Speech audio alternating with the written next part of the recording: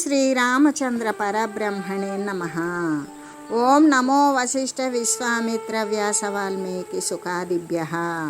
ఓం శుక్లాం భరధరం విష్ణుం శశివర్ణం చతుర్భుజం ప్రసన్నవదనం ధ్యాయేత్ సర్వవిఘ్నోపశాంతయే.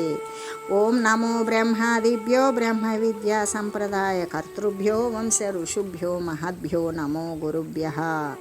ఓం శ్రీరామో రామభద్రశ్చ రామచంద్రశ్చ శాశ్వతః రాజీవలోచన శ్రీమాన్ రాజేంద్రో రఘుపుంగవః. శ్రీ యోగ వాసిష్టము ఉపశమ ప్రకరణము. ఓ రాజా, విచారణ చేత ఎప్పుడైనా సరే నీవు నీ సత్స్వభావాన్ని ఎరుగుతావో అప్పుడిక సుఖము దుఃఖము మొదలైనటువంటి దశలు ఏవి కూడా నిన్ను పర్వతంలా నిశ్చలంగా ఉన్న నీ చిత్తాన్ని ఏమాత్రము కదల్చజాలవు. ఆ తర్వాత నీ మనసు తన యొక్క పూర్వస్వరూపాన్ని విడిచివేస్తుంది. ఇక దుఃఖము లేనటువంటి పూర్వసిద్ధ బ్రహ్మస్వరూపం ఏదైతే ఉన్నదో దాన్ని పొందుతావు.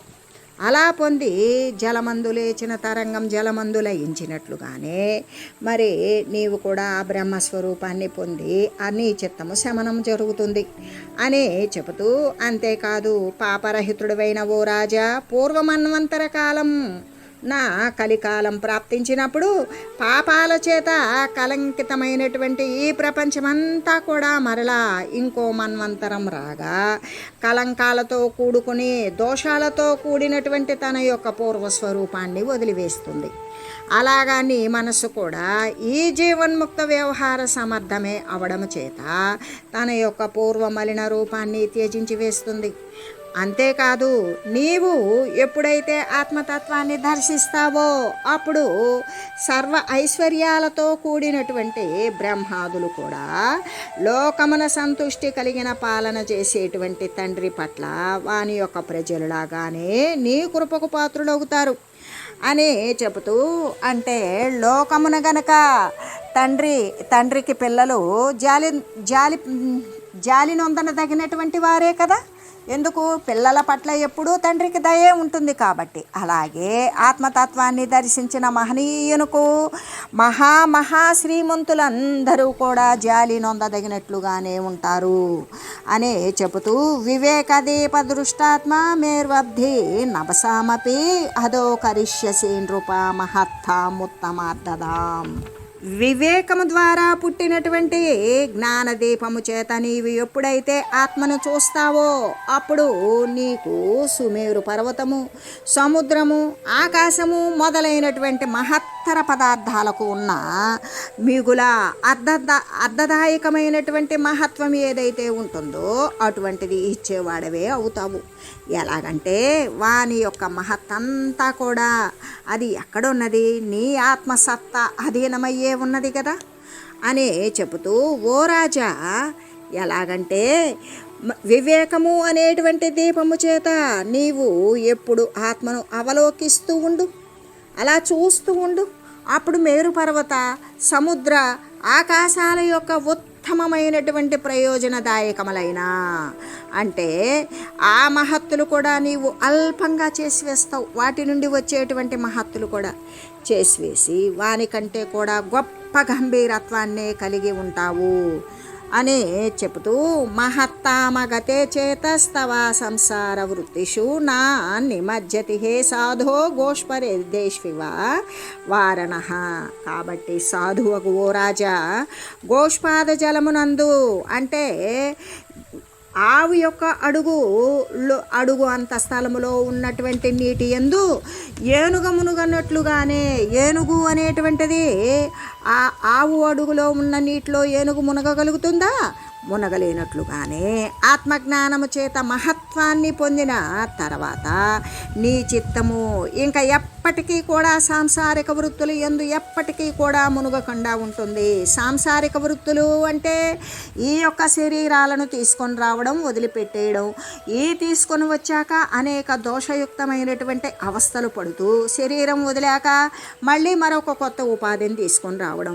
ఈ విధమైనటువంటి వృత్తులు ఏవైతే ఉన్నాయో వాటి యందు మునగకుండా ఉంటుంది అని చెబుతూ, ఓ సాధు, ఆవు అడుగందలే నీటి యందు ఏనుగు మునగనట్లుగానే ఆత్మానుభూతి చేత మహత్వమును పొందిన నీ యొక్క చిత్తము సంసార వృత్తులు యందు ఎప్పటికీ మునగదు కదా అని చెబుతూ, అంతేకాదు కృపణంతో మనోరాజన్ పేలవోపి నిమజ్జతి కార్యే గోష్పదతో ఏపి జీర్ణాంగో మశకో యథ. అదే గోష్పాద జలమునైనా సరే శిథిలాంగములు కలిగినటువంటి మశకము మునిగిపోయినట్లుగానే కామాదులు కృపణత్వము చేత దూషితమైనటువంటి మనసు నీచ కార్యాలయందు నిమగ్నమవుతుంది కదా. ఇప్పుడు ఆవు అడుగంత నీళ్లల్లో ఏనుగు పట్టదు, కానీ మరి అవయవాలు విచ్ఛిన్నమైనటువంటి మశకాలు, దోమలు, ఈగలు ఇవైతే దాంట్లో మునిగి చచ్చిపోతాయి కదా. అలాగుననే కామము మొదలైనటువంటి ఆత్మజ్ఞాన శూన్యము అనేటువంటిది ఉన్నప్పుడు, ఆత్మజ్ఞానం లేదు, అజ్ఞానము చేత ఆవరింపబడి కోరికలతో నిండబడినప్పుడు దానితో కలంకమైనటువంటి మనస్సు ఏదైతే ఉంటుందో అది నీచ కార్యాలయందు నిమగ్నమే అవుతుంది. కాబట్టి ఓ రాజా, నీవు ఓ రాజా, ఆవు అడుగు నీటి యందు కూడా శిథిలమైనటువంటి శరీరాలు కలిగినటువంటి దోమ మునిగి చేర్చిపోయినట్లుగానే కామము మొదలైనటువంటి ఆత్మవిచారణము లేకపోవచ్చు చేత ఈ యొక్క మనసు దూషితమై మలినమైనటువంటి మనసు ఉంటుంది కదా, అది క్షుద్ర కార్యాలయందు అంటే అల్ప విషయాలను అనుభవించడం యందు అది మునిగిపోతూ ఉంటుంది అని చెబుతూ, చేతో వాసనయా పంగే కీటవత్పరిమజ్జసి దృశ్యమాత్ర వలంభిన్య స్వయా దీనతయాతయా. చిత్తము వాసనల చేత ఏ విధంగా అంటే చిత్తము కోరికల చేత దృశ్యమాత్రాన్ని అవలంబిస్తుంది. అలా దృశ్యమాత్రాన్ని అవలంబించి ఏమైపోతుంది, అది దీనత్వం అయిపోతుంది. అలా తన యొక్క దీనత్వము చేత కీటకములాగానే ఈ యొక్క దృశ్యము అనే బురద యందే మునిగిపోతూ ఉన్నది కదా అని చెబుతూ, ఏ విధంగా చిత్తము వాసన చేతను, చిత్తం ఏం చేస్తుంది, అది పొందాలి ఇది పొందాలి అనే కోరికల చేత ఈ దృశ్యమాత్రాన్నే, ఈ దృశ్యమే సత్యము అని దానినే అవలంబించి దానినే అనుసరిస్తూ ఉంటుంది. తన యొక్క ప్రసిద్ధమైనటువంటి అప్పుడేమవుతుంది, గొప్పదైనటువంటి దీనత్వాన్ని పొందుతుంది. అంటే ఆ దృశ్యమునందే పోతూ వస్తూ అనేక ఉపాధులను తగులుకొని కోరికల చేత ఆ కోరికలను పొందుతూ తత్సంబంధమైన కర్మలు చేస్తూ ఆ కర్మ ఫలితాలను అనుభవించడానికి శరీరాలను పొందుతూ ఈ విధమైనటువంటి దీనత్వాన్ని పొందుతుంది. అలా పొందినప్పుడు ఇక దృశ్యము అనేటువంటి బురద యందు అంటుకుపోతుంది. ఇక దృశ్యము, దేహాలు, ఉపాధులు ఇవే కదా. దాని యందు ఏ విధంగా అంటే బురదలో ఇరుక్కుపోయినటువంటి కీటకం మాదిరిగానే ఈ యొక్క మనస్సు కూడా పూర్తిగా ఈ ఉపాధులు దృశ్యమునందే అది మునిగిపోతూ ఉంటుంది అని చెబుతూ, యావత్తావన్ మహాబాహో స్వయం సంత్యజతేఖిలం వత్పరాలోక పరమాత్మైవ శిష్యతే. మహాబాహుడువైనటువంటి ఓ రామ, స్వయం జ్యోతి స్వరూపము అగు ఆత్మమాత్రానుభవము మిగిలి ఉండనంత వరకు కూడా అంతా వదిలిపెట్టవలసిందే. తనలో వెలిగేటువంటి నిత్య ప్రకాశమైనటువంటి స్వరూపము ఆత్మతత్వము, ఆత్మమాత్రము అనేటువంటి ఆత్మమాత్రానుభవాన్ని ఎవడైతే పొందలేదో అది పొందేటంత వరకు కూడా మరి ఏ దృశ్య సంబంధమైనటువంటి వస్తువు ఉంటుందో ఆ అసిద్ధమైనటువంటి అనుభవరహితమైనటువంటి ఏ అజ్ఞాన సంబంధమైనటువంటి మిథ్యా వస్తువులు ఉంటాయో వాటిని అన్నింటినీ త్యజించవలసిందే. కాబట్టి మహాబాహువైన ఓ రాజా, ఎంతవరకైతే సర్వం కంటే కూడా ఉత్కృష్టమై స్వయం జ్యోతి స్వరూపమైనట్టి ఆత్మ మాత్రమే శేషించకుండా ఉంటుందో ఆ శేషించేటంత వరకు కూడా స్వయంగా సమస్త దృశ్యాన్ని త్యజిస్తూనే ఉండాలి అని చెబుతూ, తావత్ ప్రక్షాళ్యతే ధాతుర్యావద్ధే మైవ శిష్యతే తావదా లోక్యతే సర్వం యావదాత్మైవ లభ్యతే. అంటే సువర్ణము మాత్రమే శేషించేంత వరకు కూడా సువర్ణ ఖని పరిశోధింపబడినట్లుగానే ఆత్మలాభమైనంత వరకు కూడా ఆధ్యాత్మ శాస్త్రాలన్నీ కూడా విచారింపబడును. ఏ విధంగా ఇప్పుడు రాగి బంగారము రెండు కలిపి ఆభరణాలు చేస్తారు.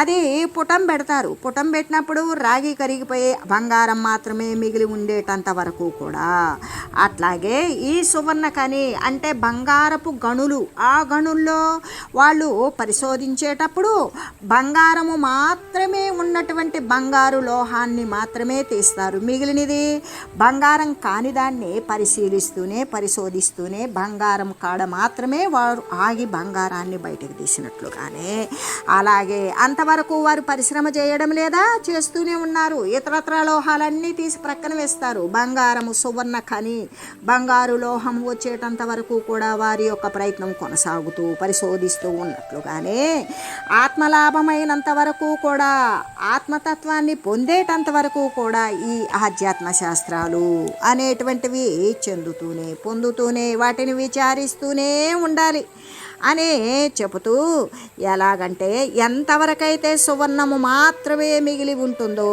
అంతవరకు కూడా సువర్ణ ధాతువు కడగబడుతూనే ఉంటుంది కదా. అలాగే ఎంతవరకైతే ఆత్మ మాత్రమే శేషించి ఉంటుందో మరి అంతవరకు కూడా ఆధ్యాత్మ శాస్త్ర తత్వ విచారణము అనేటువంటి ఈ సమస్తమైనటువంటి సాధనలు కూడా చూస్తూ అభ్యాసం చేస్తూ సాధు మహనీయుల సేవ చేస్తూ తత్వాన్ని గురించి విచారిస్తూ మరి తత్వము అయ్యే యొక్క ఆత్మతత్వము మాత్రమే మిగిలి ఉండేటంత వరకు కూడా తన ప్రయత్నం అనేది చేస్తూనే ఉండాలి అని చెబుతూ, సర్వహాసార్వికయా బుద్ధ్యా సర్వం సర్వత్ర సర్వదా సంపరిత్యజ్య స్వాత్మనాత్మోపలభ్యతే. వస్తురూప బుద్ధి చేత ఎల్లవేళలా కూడా ఎక్కడ చూసినా కూడా దృశ్యమంతటినీ కూడా పరిత్యజించాలి. అలా పరిత్యజించినట్లయితే తన యొక్క ఆత్మచేతనే పూర్ణాత్మలాభము అనేటువంటిది చేకూరుతుంది. కానీ ఏదో ఒకచోట కొన్ని విషయాలను మాత్రమే వదలడం చేత ఆత్మలాభము అనేటువంటిది ఎప్పటికీ కలగదు కదా. ఎలాగంటే బుద్ధి చేత సమస్త పదార్థాలకు కూడా అంటే సర్వత్రా అంటే అంతఃకరణం మొదలుకొని బాహ్య సంబంధమైనటువంటి అదే అసత్యమైనటువంటి వస్తుతతి ఏదైతే ఉంటుందో దృశ్యమాన సంబంధమైన అస్థిరమైనటువంటి వస్తువు, అందుకే దానిని బుద్ధి చేత సునిశ్చయమైనటువంటి బుద్ధి చేత నిశ్చయించాలి. అలా నిశ్చయించినప్పుడు ఆ సమస్త పదార్థాలను కూడా మరి సర్వత్రా అంటే ఏ ప్రదేశమునందు చూసినా సర్వదా సర్వకాల సర్వ విషయాల యందు మరి సర్వ విధాల అన్ని రకాలుగా కూడా సంపూర్ణంగా వదిలివేయాలి. అలా వదిలివేసినప్పుడు మాత్రమే పూర్ణమైనటువంటి ఆత్మ మిగిలి ఉంటుంది. అది అప్పుడు లభిస్తుంది. అంతేగాని కొన్ని చోట్ల ఎప్పుడో ఎక్కడో కొన్ని పదార్థాలను మాత్రమే వదిలితే ఆత్మ అనేటువంటిది లభిస్తుందా? లభించదు. ఇంకా ఉంటుంది వానిలో మూలము నుండి తీసివేయబడినటువంటి అజ్ఞాన గ్రంథులు అనేటువంటివి విచ్ఛిన్నమై ఆ వాసనలతో సహా నశించిపోతే తప్ప ఆత్మతత్వం అనేటువంటిది సందర్శితం కాదు అని చెబుతూ, అంతేకాదు యావత్ సర్వం న సంత్యక్తం తావదాత్మాన లభ్యతే సర్వావస్థ పరిత్యాగే శేష ఆత్మేతి కథ్యతే. ఎలాగంటే సమస్త పదార్థాలను కూడా త్యజింపనంత వరకు కూడా ఆత్మప్రాప్తి అనేటువంటిది కలుగదు కదా. అలాగనే సర్వావస్థలు కూడా అంటే ఏ జాగ్రత్త సుషుప్తి మరి స్వప్నము అనేటువంటివి అంటే జాగ్రత్త స్వప్న సుషుప్తాదులు అటువంటి అవస్థలను కూడా వదిలివేయాలి. అలా వదిలివేసినప్పుడు మాత్రమే మిగిలి ఉండేటువంటి ఆత్మ అని చెప్పబడుతూ ఉంటుంది. ఎలాగంటే ఎంతవరకు సమస్తము సర్వము కూడా లెస్సగా త్యజింపబడకుండా ఉంటుందో అంతవరకు కూడా ఆత్మ అనేటువంటిది లభించదు. అంటే జాగ్రత్త, స్వప్నము, సుషుప్తి మొదలైనటువంటి సర్వ అవస్థలను కూడా, సమస్త పదార్థాలను కూడా వదిలివేస్తే ఏది మిగిలి ఉంటుందో అది ఆత్మ అని చెప్పబడుతూ ఉంటుంది అని తెలియజేస్తూ, యావదన్యన్న సంత్యక్తం త్యావన్ సామాన్యమే వహి వస్తునా సాధ్యతే సాధో స్వాత్మలాభే తుకా కథ. అన్య వస్తువు త్యజింపబడనంత వరకు, అంటే ఆత్మ కంటే ఇతరమైనటువంటి వస్తువు ఏదైతే ఉంటుందో అదంతా త్యజించాలి. ఆ అన్య వస్తువు అంటే ఇతరమైనటువంటిది ఇంకా ఏది కూడా లేకుండా వదిలివేస్తేనే ఆ సామాన్య వస్తువే లభింపనప్పుడు ఇంకా ఏ విధంగా అంటే ఇక ఆత్మలాభాన్ని గురించి వేరుగా చెప్పాలా? అలాగే సర్వత్యాగము లేకపోతే ఆత్మలాభము అనేటువంటిది కలుగదు అనే కదా తెలియజేయడం అనే చెప్తూ, ఓ సాధు సామాన్యములైనటువంటి గృహము, క్షేత్రము మొదలైనటువంటి పదార్థాలను కూడా వేరొక పదార్థము త్యజించకుండా లభించదు కదా. అలాగే ఇంకా స్వాత్మలాభాన్ని గురించి వేరుగా చెప్పాలా అని తెలియజేస్తూ, యత్ర సర్వాత్మ నైవాత్మ లాభాయ యతతి స్వయం త్యక్తాన్య కార్యం ప్రాప్నోతి తన్నామా నృప నేతరత్. ఓ రాజా, అన్యకార్యములను అంటే ఇతర కార్యాలను పరిత్యజించి వదిలివేసి సర్వ ప్రయత్నాల చేత కూడా ఆత్మలాభాన్ని గూర్చి మాత్రమే స్వయంగా ప్రయత్నించాలి. అలా ప్రయత్నించినప్పుడు మనుజుడు దానినే పొందుతాడు, కానీ ఇంకా ఇతరమైనటువంటి దానిని కాదు కదా. ఎలాగంటే ఇతరమైనటువంటి కార్యాలను మొత్తం వదిలివేసి సర్వ ప్రయత్నాల చేత కూడా ఆత్మలాభాన్ని గురించి మాత్రమే స్వయంగా ప్రయత్నించాలి. అలా ప్రయత్నించేటప్పుడు ఆ ప్రయత్నించేటువంటి వానికి దేనికోసం సర్వ ప్రయత్నాలతో ప్రయత్నిస్తూ ఉన్నాడు దానినే పొందుతాడు, కానీ ఇతరమైనటువంటిది కాదు కదా అనే చెబుతూ, అంటే అన్యకార్యాలను పరిత్యజించి సర్వ ప్రయత్నాలచే కూడా ఆత్మలాభమును గురించి మాత్రమే స్వయంగా ప్రయత్నిస్తే మనుజుడు దానినే పొందుతాడు, ఇంకితరమైంది ఏది కాదు అనే చెబుతూ, స్వాత్మావలోకనార్థం తు తస్మాత్ సర్వం పరిత్యజేత్ సర్వం కించిత్ పరిత్యజ్యాయ దృష్టం తత్పరం పదం. ఈ కారణము చేత స్వాత్మావలోకము కోసము, అంటే తన యొక్క ఈ కారణము చేత స్వాత్మ తన యందు నివసించినటువంటి, తన యందు ఊనుకొని ఉన్న, తన యందు ఉన్నటువంటి స్వాత్మ దానిని చూడడం కోసం సమస్తాన్ని వదిలివేయాలి. సర్వాన్ని కూడా వదిలేసిన తర్వాత ఇంకా వదిలివేయటానికి ఏది సర్వదా కూడా ఇక లేకుండా పోతుందో అది పరమపదము అని చెబుతూ, ఎలాగంటే కాబట్టి తన యందు ఉన్నటువంటి ఆత్మదర్శనం కోసం సమస్తాన్ని వదిలివేయాలి.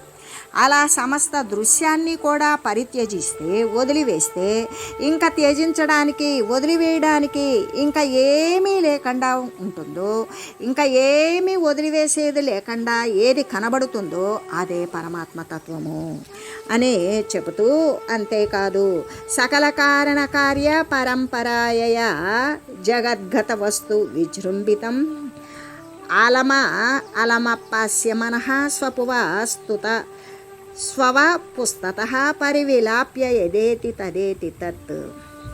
కార్య కారణ పరంపరామయమగు, ఇక్కడ కార్యం జరిగింది అంటే కారణము ద్వారా, ఈ కారణము నిమిత్తంగానే ఈ కార్యం జరిగింది అనేటువంటిది, అంటే కార్యకారణాలతో నిండిపోయిన, ఒకదానితో ఒకటి నిండిపోయినటువంటి ఈ జగత్తును అంతటా కూడా ఎలాగంటే మణులు యందు గుచ్చబడిన దారములాగానే ఉన్న సన్మాత్రాత్మయందు, అంటే మణులయందు, ముత్యాలయందు ఉన్నటువంటి బెజ్జం ద్వారా అది ముత్యాలన్నీ ఒక మాలగా చేకూరాలంటే మన కంటికి కనబడినటువంటి సూత్రము, దారం ఒకటి ఉంటుంది, ఆ దారం ద్వారానే ఇవన్నీ ఒక మాలికలా కనబడతాయి. అలాగనే అయితే ఈ జగత్తు కార్యకారణ సంబంధమైనటువంటి ఈ జగత్తు యందు అంతటా కూడా ఏమి ఉన్నది? ఈ జగత్తు కనపడడానికి, జగత్తు దేనికి గుర్చబడి ఉన్నది అంటే సన్మాత్రాత్మ యందు గుర్చబడి ఉంది జగత్తు. మనకి జగత్తే కనబడుతుంది, కానీ మణుల యందు దారంలాగా మనకి సన్మాత్రాత్మ, ఆ పరమాత్మ అనేటువంటిది కనిపించడం లేదు. ఈ పరమాత్మ అనేటువంటి దానికి జగత్తు అనేది గుర్చబడి ఉంది. స్వకల్పన చేత సత్తునకు భిన్నంగా కల్పించబడిన దృశ్యం అంతటినీ కూడా పూర్ణంగా వదిలివేయాలి.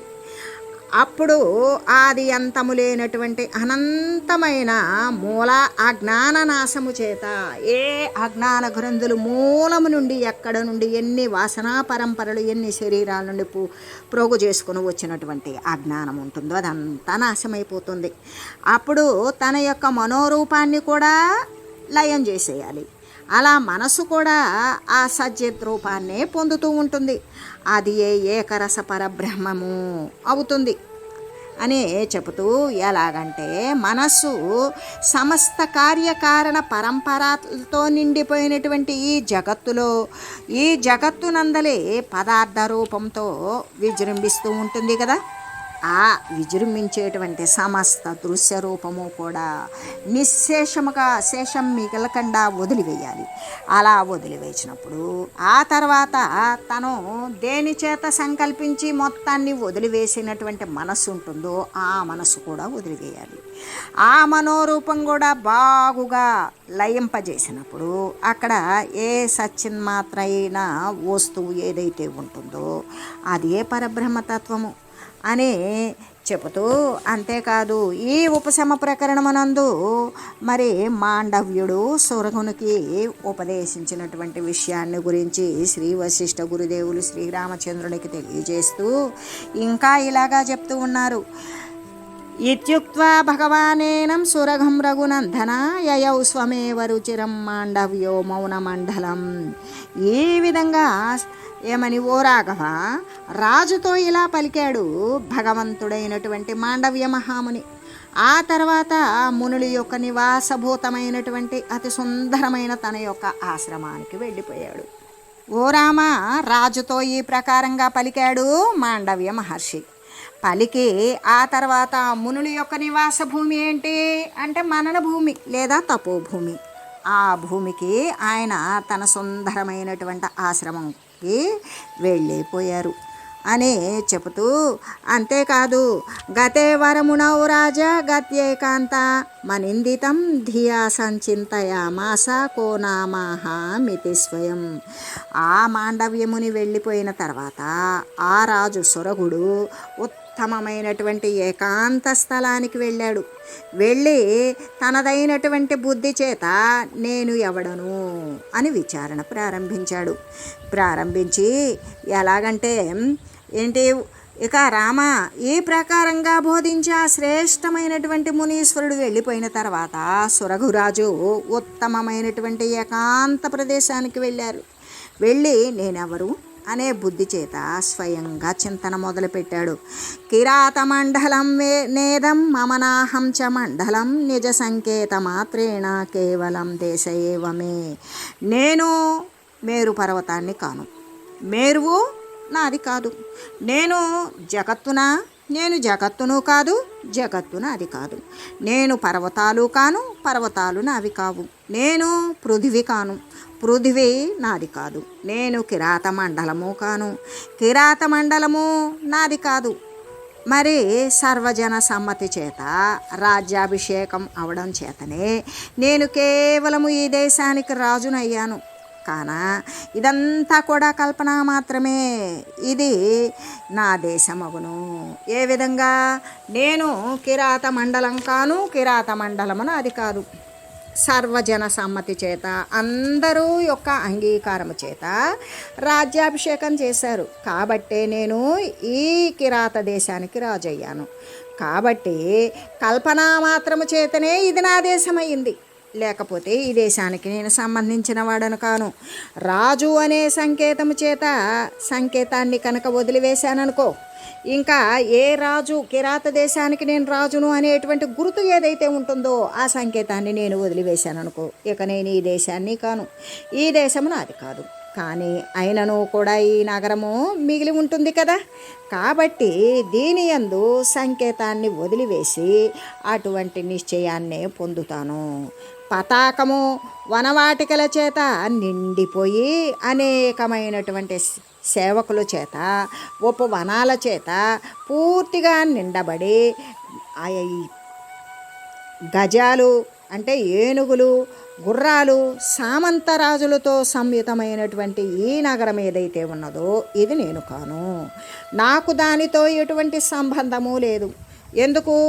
ఏ గుర్తుచే అయితే నేను ఇదంతా అనుకుంటున్నానో ఆ గుర్తే వదిలివేసి వ్యర్థంగా ప్రయోజనరహితంగా కల్పించబడినటువంటి సంకేత సంబంధం ఇప్పుడు నశించిపోయింది. ఏ గుర్తు చేత నన్ను రాజులు అంటున్నారో ఆ సంకేతాన్ని కూడా నేను నశింపజేశాను. కాబట్టి రాజ్య నగరాలు నేను కాను, అవి నావి కూడా కావు. అలాగే ఈ అనుభవయోగ్యమైన భోగము, సుఖాలు, ఈ భోగజాలం ఏదైతే ఉన్నదో ఇది నేను కాను. ఈ కుటుంబము నేను కాను, అవన్నీ కూడా నావి కావు. ఈ విధంగా ఇక సేవకులు, సేనలు, వాహనాలు, పురసహితమైనటువంటి ఈ రాజ్యము కూడా నేను కాను, అది నాది కాదు. ఎలాగంటే ఈ సంబంధము కేవలము అంధ పరంపరచే మాత్రమే కల్పించబడింది, గ్రుడ్డితనంగా కల్పించబడింది. దేహమాత్రమహం మన్యే హస్తపాదాది సంయుతం తదిదం తావదాస్వంతరల మాలోకాయామ్యహం. ఇంకా హస్తపాదాది జనితములైన అంటే చేతులు కాళ్ళతో కూడుకొని ఈ దేహము నేను అని చెప్పబడుతూ ఉంది కదా. కానీ శీఘ్రముగా ఇటువంటి ఇప్పుడు ఆ అభ్యంతరమును కూడా నేను విచారణ చేస్తాను. ఇది ఎంతవరకు నాది అని. అంటే ఈ కాళ్ళు చేతులతో కూడుకుని ఉన్నటువంటి ఈ దేహము నేను అని ఎంచబడుతున్నది కదా. కాబట్టి శీఘ్రముగా ఇప్పుడు నేను నా యొక్క అభ్యంతరమునందు, నా యొక్క విచారమునందు, నా యొక్క మనసునందు నేను విచారణ చేస్తాను అని. తదత్ర తావన్మాంసాస్తి నాహమే తదా చేతనం న చైతన్మమ సంశ్లేషామేత్యబ్జస్య యదా జలం.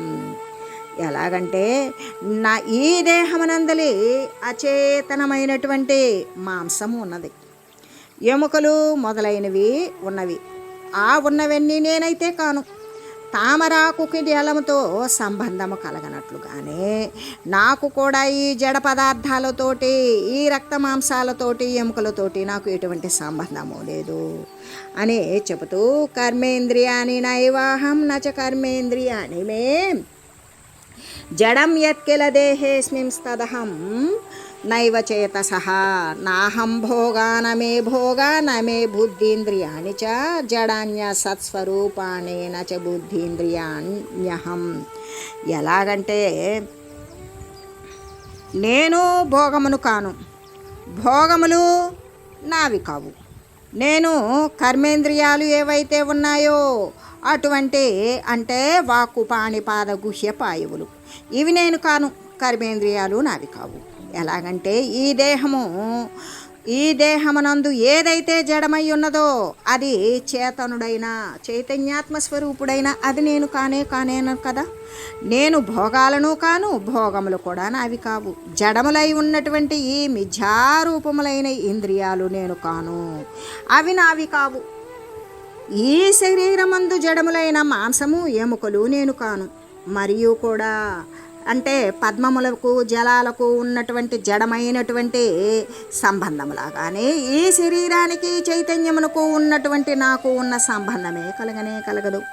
అంటే కదలనటువంటి జడములైన రక్తము, మాంసములు నేను కాను, అవి ఎన్నటికీ నావి కావు. కర్మేంద్రియాలు నేను కాను, అవి కూడా నావి కావు. ఎలాగంటే ఈ శరీరమున జడమైనది, చైతన్యమైనటువంటి నేనెట్లా అవుతాను? ఈ శరీరమేమో జడమైనది. ఈ శరీరము నందు ఉన్నటువంటి ప్రతి వస్తువు కూడా జడప్రాయమే. చైతన్య స్వరూపుడనైన నేను ఇవి నేను ఎలా అవుతాను? నేను భోగములు కాను, భోగాలు కూడా నావి కావు. జడములై మిథ్యారూపములై ఉన్నటువంటి బుద్ధీంద్రియాలు కూడా నేను కాను, అవి కూడా నావి కావు అని చెబుతూ ఓం మంగళం శ్రీ గురుదేవాయ మహనీయ గుణాత్మనే సర్వలోక శరణ్యాయ సాధురూపాయ మంగళం. ఓం మంగళం కోసలేంద్రాయ రామాయ రామభద్రాయ చక్రవర్తి తనూజాయ సార్వభౌమాయ జానకీ వల్లభాయ శ్రీరామచంద్రాయ మంగళం. ఓం తత్.